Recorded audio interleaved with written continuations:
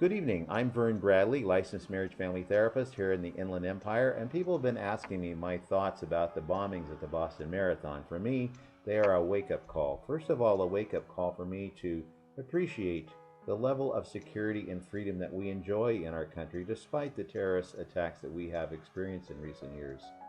They're also a wake-up call to remember how many places throughout the world experience terrorist attacks and bombings on a daily basis and how lucky we are in our country.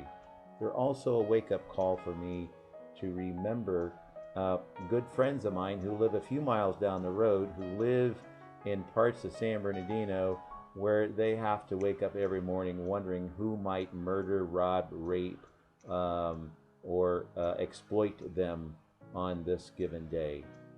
And I don't have to deal with that on a daily basis.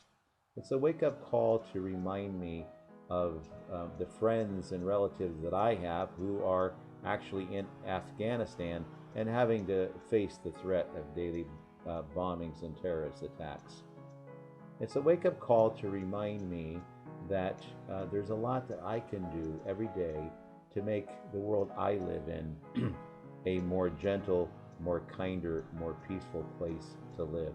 And you say, well, how are you going to do that? Well, a lot of simple ways. One is simply by stop honking my horn at people on the freeway who I think aren't driving correctly. I can stop passing people on a double orange line because it's a back country road where no one's going to see me. I can stop rolling my eyes at the people using food stamps at their grocery store. I can stop yelling at my children or spouse because they made a mistake. There's all kinds of little ways that I can make the world I live in a more gentle, more kind, more peaceful place to live. I would encourage you to watch two movies. One is called Innocent Voices and the other is Harrison Flowers.